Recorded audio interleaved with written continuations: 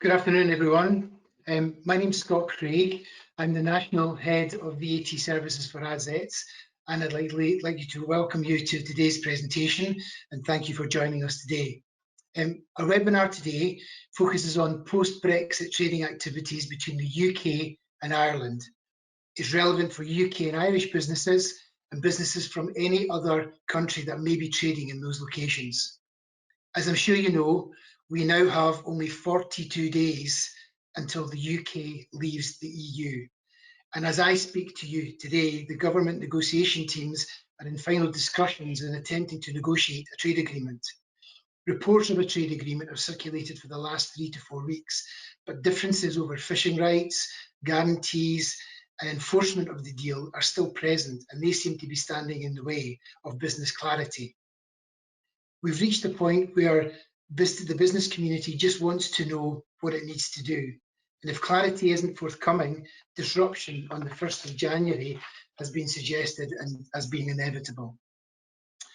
ASETS and Eisner Amper are doing all we can to inform and confirm the real-time issues and working with businesses to ensure they're compliant and keep disruption and cost to a minimum. We know the information provided by the government hasn't been practical enough or perhaps detailed enough. Businesses need answers and clarity now, not in December, when there'll be no time to make change or introduce procedures. And by then, January supplies will probably have been negotiated and agreed anyway. So with that in mind, our presenters today are going to highlight and explain real-time issues and opportunities associated with customs duty, VAT. They're also going to explain how you could use Ireland as to future-proof your access to EU markets. I'd like to invite the presenters to, I guess, show themselves and kind of come out of the darkness just now, if that's possible. Lucy is going to join us with customs duty and talk about customs duty. Andy Dawbarn is going to cover VAT. And we've got Frank Keane and Philip Slattery are going to talk about why we should use Ireland to future-proof access to EU markets. So that's our group of individuals who are going to speak to you today. The presenters will disappear in a minute, but will join us again at the very end when there's a Q&A session, and they'll be able to answer any questions that you may have. Before I kind of pass over to Lucy to tell us about customs duty, I'd like to invite you to take part in a poll. If you could use the voting buttons, which will spring up on the screen and on your dashboard, and kind of vote to the answer that's most appropriate for your situation. We're kind of looking to find out how your plans for Brexit are progressing. So our question here is, have you taken any continuity or contingency planning for Brexit at this moment in time? The answers, you can choose from one of the following. I've thought about it, but not taken any active steps. I've planned what I intend to do, in which case you're very organised. I'm waiting until nearer the end of transition period. Getting very close to that, you've only got the 42 days to go, and I'm not really sure where to start. So if you wouldn't mind, vote away and let's kind of see where everybody stands at this moment in time. It'd be quite interesting to try and compare this to the polls that we've run earlier on in our Brexit campaigns.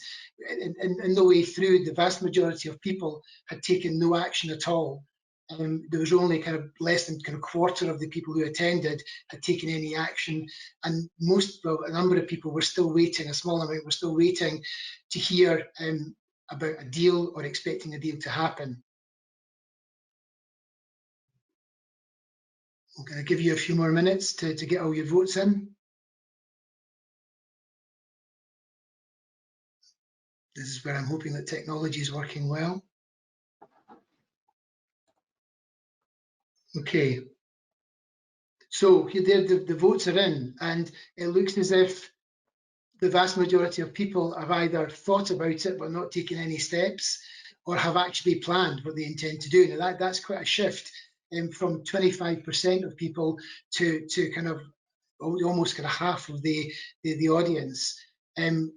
Most people are not waiting anymore, which is quite right. And there's a few people who are still not very sure where to start. Well, through this presentation, I'm hoping that those who aren't sure where to start will get a good idea of what they need to do and the actions they need to take. Those who are waiting, we would hope you would take some actions and steps straight away. And those who have thought about it but not taken any steps, again, you'll have an action plan to follow. I think without any further ado, what I'll do is I'll hand over to Lucy, and Lucy can start telling you all about the customs duty side of things. Thank you. Thanks, Scott. My name is Lucy Sutcliffe, as Scott has told you. I'm the National Customs Duty Director for ASETS.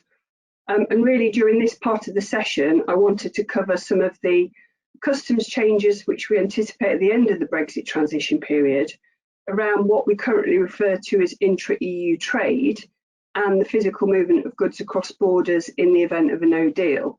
There are a lot of different customs considerations that we need to take into account, or businesses certainly should take into account, but in this presentation we're going to focus on Ireland. So the government has already announced some changes, including the reintroduction of customs formalities for goods imported and exported to and from the EU and the UK. So a customs import declaration would need to be rendered for goods imported into the UK, and a customs export declaration would need to be rendered for goods exported to the EU. There may also be supporting documentation which needs to be submitted and retained, including safety and security notifications, health certificates for plants and animals and non-animal origin, pre-notifications for sanitary and photosanitary goods, waybills and customs commercial invoices. But over recent months, the treatment of the movement of goods and the island of Ireland has been of increasing focus. And the Northern Ireland Command Protocol was published, which sets out a solution to avoid a hard border with Ireland. The protocol also introduces the concept of a trader support service, which some of you might be aware of, which will assist businesses to navigate import processes and manage digital import and safety and security declarations. So what do we know, or what does the protocol tell us? Moving on to the next slide. So the protocol introduces a principle of a dual tariff regime, which means that Northern Ireland will remain part of the customs territory of the UK, and it will benefit from unrestricted access for Northern Irish businesses to the rest of the UK internal market. It will also, Northern Ireland will also be subject to the EU's customs rules and a wide range of EU single market rules with regards to goods. Northern Ireland will remain part of the UK's excise system. So for those of you who are involved with or activity involves excise goods, for example, tobacco, alcohol and oils, HM Revenue and Customs will continue to be responsible for the operation and collection of this revenue. And the protocol is split into sections which represents the treatment of the movement of goods based on the supply chain. So in the first section, it covers moving goods from Northern Ireland to Great Britain. HMG, so UK government, wants to facilitate unfettered access for Northern Ireland businesses, including businesses headquartered in Great Britain with operations in Northern Ireland, to the rest of the UK internal market. So the protocol talks about that for goods, no customs declarations would be required, no import customs declarations as goods enter the rest of the UK from Northern Ireland. No safety and security declarations, no tariffs applied to Northern Ireland goods entering the rest of the UK. And that's quite a key point, Northern Ireland goods. So are the goods manufactured in Northern Ireland, or is their origin another origin? No customs checks, no new regulatory checks, and no additional approvals required for placing goods on the market in the rest of the UK. I mentioned very briefly the Trader Support Service, and this is intended to help businesses of all sizes and at no additional cost, we're told. It may be relevant if you move goods from Great Britain and Northern Ireland, or bring goods into Northern Ireland from outside the UK.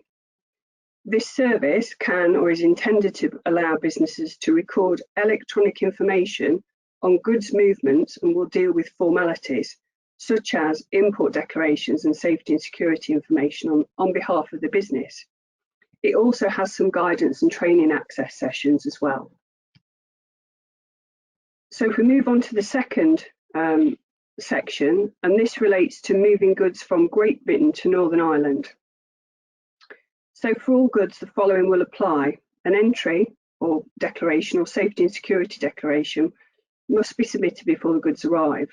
No export or exit declaration for goods leaving Great Britain for Northern Ireland, but a declaration may be needed once the goods arrive in Northern Ireland. And if the goods are perceived to be at risk, and the definition of at risk is still yet to be clarified, of being moved onwards to the EU, a tariff may be levied, which will be based on the EU Common External Tariff. There'll also be new requirements on sanitary and photosanitary products moving from Great Britain to Northern Ireland. Ireland will be classed as a single epidemiological area for health, hygiene and food movements. And as such, health and SPS may be required on goods entering or leaving the province. So for example, export health certificates may be required for the movement of animal products and live animals, and photosanitary certificates may be required for movements of plants and plant products. Moving on to the third scenario, so for goods in free circulation in Northern Ireland, moving to Ireland or other EU member states, this means there's essentially no substantive change for the movement of goods. So we're expecting no customs checks, paperwork or additional requirements, no tariffs or quotas applicable or checks on the rules of origin, no imposition of barriers for EU member states on goods in free circulation and intended for the single market in Northern Ireland, and no differentiation of Northern Ireland goods by EU member states. And the fourth category is goods moving from Northern Ireland to the rest of the world. And the process for moving goods between Northern Ireland and non-EU countries will broadly continue as it does now. The government also intends to negotiate trade agreements on behalf of the whole or entire United Kingdom, which means that Northern Ireland will benefit from any free trade agreements or economic partnerships that the UK secures. And while the UK was an EU member state, the UK was automatically part of around 40 trade deals with the EU, well, that the EU had secured with more than 70 countries. 19 of these existing deals, covering 50 countries or territories, have now been rolled over to the UK. And the UK is in negotiations with a further 18 countries, which have existing EU trade deals, including Canada and Mexico. And the UK is also holding talks with the US, Australia and New Zealand. I'm going to pass on now to Andy, who will give you some information about the VAT position. Thank you, Lucy. Good afternoon, everyone. I'm one of the VAT specialist partners for Assets based in our London office, and I'm going to spend the next few minutes covering the UK VAT issues, which, as you would expect, mirror those Lucy has outlined from a duty perspective. So in terms of the headline issues, during the transition period, the UK has continued to operate under the EU VAT system.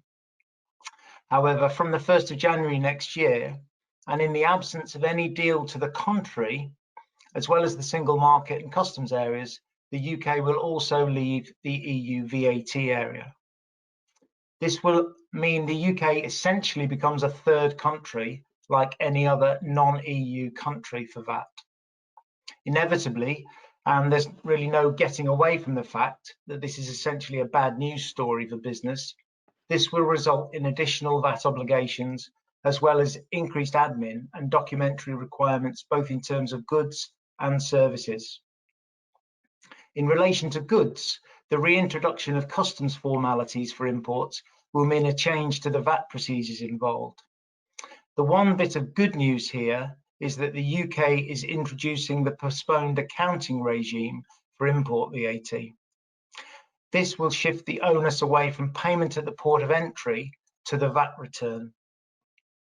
The even better news here is that this regime will apply to imports from all over the world, not just from the remaining EU member states. Just a quick practical observation here. We've had a number of queries from clients who are not established businesses in the UK wanting confirmation that they will be able to use this postponed accounting regime when it's introduced. The short answer to this is yes, that they will be able to. And I believe that any confusion that's arisen here comes from the HMRC guidance on the matter that states if you're a non-established taxable person, your nominated intermediary will be able to account for the import VAT on your VAT return, on their VAT return, I should say. This highlights a point that because of the emphasis on the VAT return for businesses which are not VAT registered, they are not able to use postponed accounting, and they would be best advised to use an import or a freight agent for this purpose. But if you are VAT registered, whether you are established in the UK or not, you will be able to use the postponed accounting regime, and this is good news. So moving on to look at the Northern Ireland Protocol, which Lucy mentioned, in the context of VAT, the key points here are that firstly, for any trade between the UK and Northern Ireland, we're not expecting any changes to current VAT procedures. However, for trade between the Republic and Northern Ireland, we will see for VAT essentially the hybrid principles of the dual tariff regime, which Lucy outlined in relation to duty, applying to VAT, meaning in practice that movements to and from Northern Ireland will continue to be EU, intra-EU sales and acquisitions from a VAT perspective. One point here is that the protocol will also mean that businesses based in Northern Ireland which sell low levels of goods around the rest of Europe will continue to be able to use a simplification known as the distance selling regime. This applies to the sales of goods, a topic, this is a topic on its own, but essentially means one rate of VAT will apply to these sales, which avoids the need to otherwise register for VAT in multiple locations. Turning finally to look at services, and in the context of the simplifications I mentioned, many of these will disappear for UK-based businesses after transition. An example of this is the mini one-stop shop or MOS regime, which applies to digital sales, so downloads of software, apps or music, for example, electronically. Similar to the distance selling regime I mentioned for goods, MOS allows businesses operating in this digital arena to submit one single VAT return, although this one has multiple VAT rates declared on it. But again, this avoids the need for multiple VAT registrations, which, the way the rules work for sales to consumers, would be wherever in Europe the products are downloaded.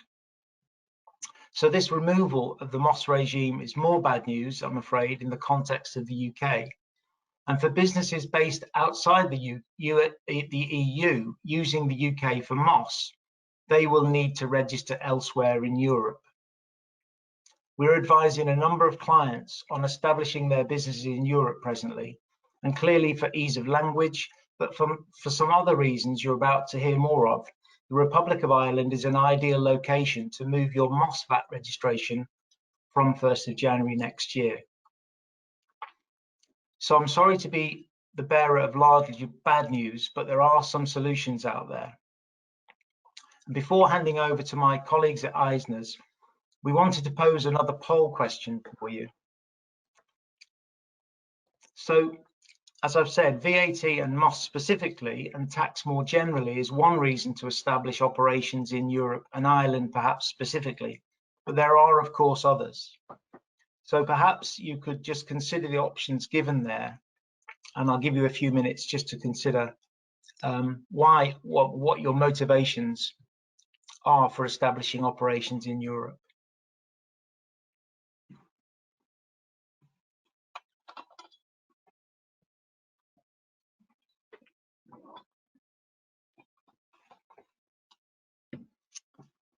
Right, I hope that's given everybody enough time just to consider that one.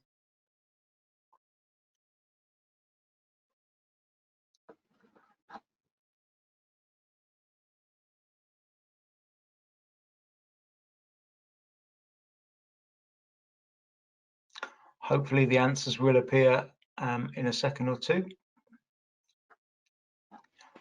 Right, that's great. Well, obviously a huge response in terms of customer focus. So I'm hoping that will give my colleagues at Eisner something to feed off of in terms of their next session. So with that in mind, I'm going to hand over now to Frank Keane from Eisner, who's going to talk you through some reasons why using Ireland to future-proof access to EU markets is a good idea. Frank, over to you. Thanks, Andy. Hello, everybody. As Andy said, my name is Frank Keane. I'm one of the partners here in Eisner Amper in Dublin, and I'm joined today by one of my colleagues, Philip Slattery, from our tax team. And we're going to talk just for a short while this afternoon around why use Ireland as future-proofing your access to the EU. I'm going to start with a little bit of an introduction about Eisner Amper Ireland. I'll talk about why companies internationalise. Very interesting to see the results of that poll there. We'll talk a little bit about setting up in Ireland and having a presence here, and what does the compliance landscape look like. And then Philip is going to take you through some more detail around VAT and RCT on a number of case studies that we've worked on with the assets team over the last year or so. And I suppose before getting started, I'd just like to thank the assets team for inviting us here to join them on the call today and to meet all of you. So looking at the first topic there around why companies internationalize, and if we go to the next slide, Eisner Amper Ireland is a firm of chartered accountants and tax advisors based primarily out of Dublin. We have a team of about 100. We focus on international trade, you can see, on niche markets. So this is what we do every day. We don't have a huge amount of Irish clients. We spend all of our time working with companies from around the world, helping them do business from Ireland. We're a member of Alineal Global. You'll see the map there where Alineal has presence all around the world. So again, we like to be really connected for solutions anywhere, and that's why we work so closely with the team in the UK. In terms then of the topic for today, companies internationalizing, we did a study a number of years ago, and at the time we were really interested in why were companies internationalizing. And you can see in the left hand side there, I've got 4 circles, and at the time we asked 10 possible reasons, but we categorized them into 4 areas. One was to make money. That's the first of the orange circles there. The second of the orange circles was about acquiring assets, people or talent. And then the last one was, for a lot of businesses, it was a brand promise. They wanted to solve the world's problems, so therefore they needed to be international. What was interesting from this heat map, you can see, is that customer focus was the #1 reason as to why companies left their home market. And interestingly, from the results of the poll there, you can see 86% of you now are looking at internationalizing because you want to be close to your customers. So I suppose it was only a few years ago they were the headings. But now when we see what's happening, we see the impact of Brexit. And maybe it's at this point now, if we were to ask all these questions again, some of the reasons people might be internationalizing is because they feel they have to. So it could be a combination of pull factors from customers around the world, or it could be push factor that Brexit is now bringing you to do something that you mightn't previously have considered or wanted to do. But either way, when you do decide to internationalize, you need to look at where am I going to go. So on the next slide, we look at why is it that thousands of businesses from around the world choose Ireland as a base to do business, a base to hire people, perhaps, a base to serve their customers. And there's lots of reasons which our national agency, the IDA, help companies from around the world. And there's loads of reasons as to why companies would pick Ireland. I've circled a few there in the light blue, I've circled in red. I'm going to come back to those in a second. But I've added the dark blue ones as to why UK companies might be choosing Ireland now. And one of the reasons is, and it shouldn't be understated, is the importance of the trade relationship between Ireland and the UK. You know, the geographic proximity of the two nations means we just do a lot of business with each other. The size of the UK market to Ireland, it's just such an important market for us, and we're an important market for the UK. So it's really important that that relationship is working, and it's really important that Brexit works out well for all of us. So Ireland and Irish people and Irish entities and Irish government agencies are all trying to make it work and to make sure that entities from the UK have a smooth business transition if they're going to do any business using Ireland as a base. We're also seeing now some UK companies where they may not have had pan-European trademarks, or they may have done things out of the UK. They're now looking to see should they have some protection for their intellectual property in the EU, and do they need to register for that? And then another reason some companies are setting up in Ireland is to do with GDPR. And GDPR at the moment, the regulations mean that if an entity is communicating and holding customer data across Europe, it can get in trouble with data protection officers and data protection commissioners all around Europe, unless it nominates what it calls a GDPR representative entity. And if you nominate a GDPR representative entity, then you only have to deal with one regulator. And a lot of companies are setting up their GDPR representative entity in Ireland. So if there's any data issues across Europe post-Brexit, they only have to deal with one regulator. But going back to the kind of main reasons as to why people might pick Ireland, and why particularly entities from the UK would pick Ireland, is it's a common law jurisdiction, really similar to what you're used to in the UK. And the second point I wanted to highlight is that kind of Malta to one side, Ireland is the only English-speaking country in the Eurozone. Now, my sister-in-law is married and lives in the UK in Kent, and every time I mention the fact that we're the only English-speaking company left in the EU, my brother-in-law always kind of smiles at that, because he knows my version of English is a little bit different to his. But anyway, hopefully we will get a chance to work with some of you over the coming months, and we won't have any problems on the communication side. On to the next slide then, on the assumption that you are going to do something internationally, on the assumption that you do pick Ireland, what does the compliance landscape look like? So we've kind of plotted across the kind of things you're going to encounter. So the first point might be to decide, do you need a company? Are you going to have a branch? Are you going to have a non-trading establishment? What are you going to actually have in Ireland? But when you make that decision, let's say, for example, here it's a company, everything in Ireland is so similar to what you're used to in the UK. You incorporate a company, you need to have statutory directors, secretary, you need to have a registered office, you need to have a company constitution, and then you need to register with the CRO. So you see at the turn on the middle lane there, file signed a CRO application. And CRO is the company's registration office, which is the Irish version of the Companies House. Similarly, opening bank accounts, you need anti-money laundering information, tax registration, all very similar to what you'd be used to in the UK. And then if you hire somebody, you're into just normal compliance. You'd have monthly payroll. Again, we have a PAYE, PRSI system. We have a few kind of other types of deductions, but primarily it's PAYE, it's PRSI, which is our version of national insurance. If you're trading, then you've got bi-monthly VAT returns. As Andy mentioned, you can use Ireland as a mini one-stop shop. You can file for your VIES registration in Ireland, which means you can trade zero-rated across the EU with registered entities. You can register for your intrastat for trading goods across the EU. So everything, it can be done from Ireland across the EU. And then very similar to the UK, you're going to have an annual return every year. You can have a corporation tax return filed annually. And lastly, then you've got to file statutory financial statements. And in Ireland, we have the same gap. It's either IFRS or FRS 102. And the FRS 102 then would be under the Irish Companies Act. But again, the gap you'd be very, very used to. In Ireland, we have a requirement for audit unless you're audit exempt. So a lot of entities will be audit exempt due to their size. So that's kind of the high level view of Ireland's compliance landscape. And so I think you'll find when you come to Ireland that you'll find it very, very similar to what you're used to in the UK. So moving on then to the next slide, I'm going to hand you over to my colleague, Philip, who's going to talk you through some of the tax highlights of Ireland, what you'd expect, and then get into some detail on the case studies. Over to you, Philip. Thank you very much, Frank. And thank you to Assets for inviting me along to speak at today's webinar. So first of all, I'm going to look through a few of the tax highlights in Ireland, and then I'll focus a little bit more on certain elements before I go into two case studies looking at RCT and VAT.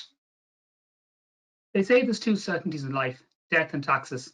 But certainly in Ireland, one of those taxes is correct, and one thing we are certain of is the 12.5% rate when it comes to trading profits and corporate tax.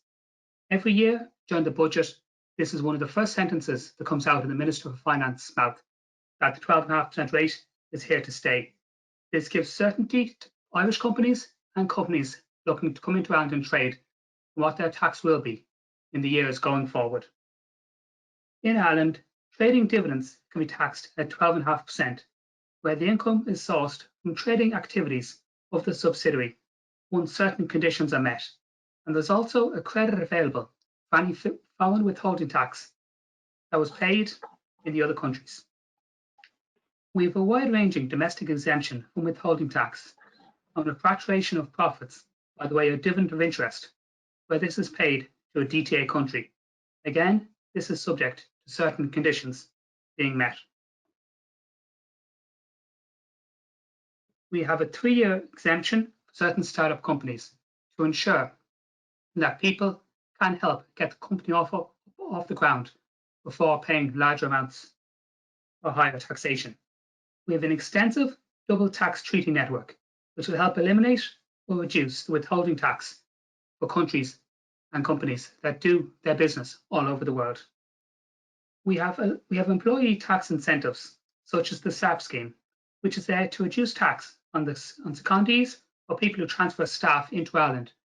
This is mostly seen with the likes of larger companies such as Google and Facebook are coming into Ireland to set up.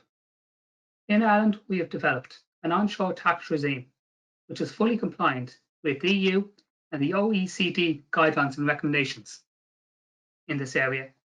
Over the last number of years, the Irish Revenue has spent a lot of time and money to ensure that the Revenue Online System, or ROS, is very user-friendly and can help make sure a lot of your tax compliance and registrations can be covered in one website and in a user-friendly way.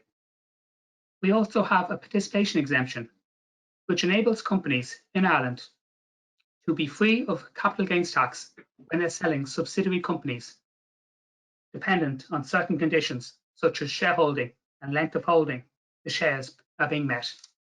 Now moving on, I'll look at a few of these in a little bit more detail.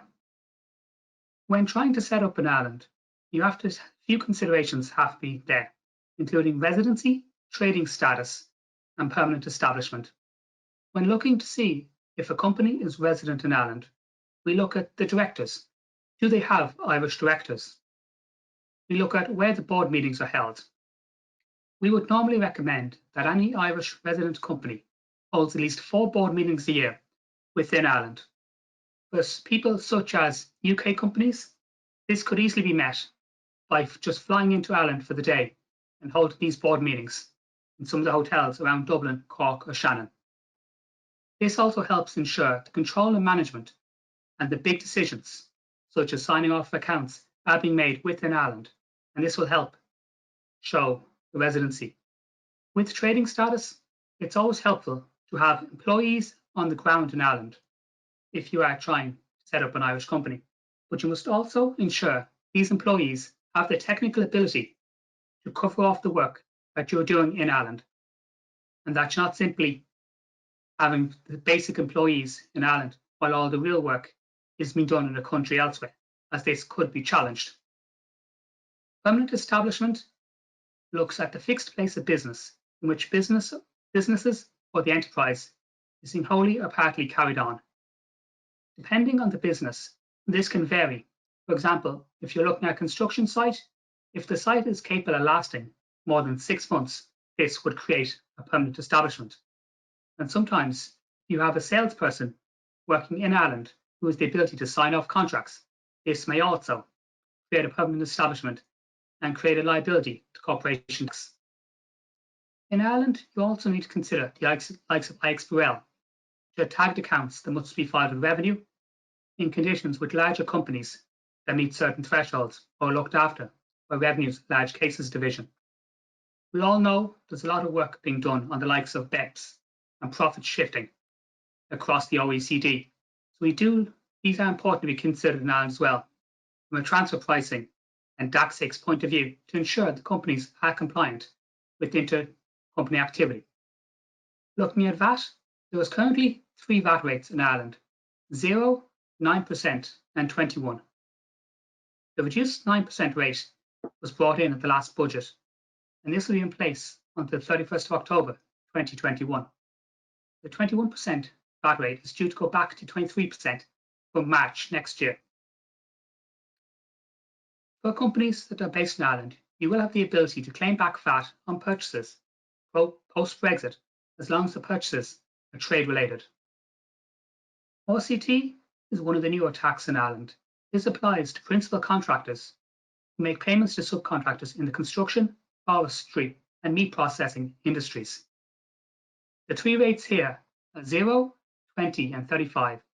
These rates are dependent on how compliant the company is with revenue. If all filings and payments are up to date, revenue will apply the 0%. But if you have a company where there's systematic not filing, or they have no history with the Irish revenue, they will be charged 35% until that history is developed. RCT is also a turnover tax. So for some companies, if you're losing 35% of your turnover, this is very likely to be higher than the profit margin you're making on that job, which will mean it is a big incentive to ensure your taxes are filed on time to claim that money back from the Irish revenue. The RCT system is also a fully online system, so that everything is done outside of paper and makes it a lot easier and user-friendly. I will now move on to the first of my two case studies. First up, I'm going to look at RCT, or Relevant Contractors Tax. For this case study, we're looking at a UK roofing firm who's been trading in Ireland for a number of years, but due to the impact of Brexit, they need to change how they're working in Ireland. So they are sending over UK staff and subcontractors for a 4-month period. So will RCT be required here? It could depend on what the roofing firm is doing once the goods get to Ireland. It could vary between if they're simply delivering the goods to a site, RCT may not be required.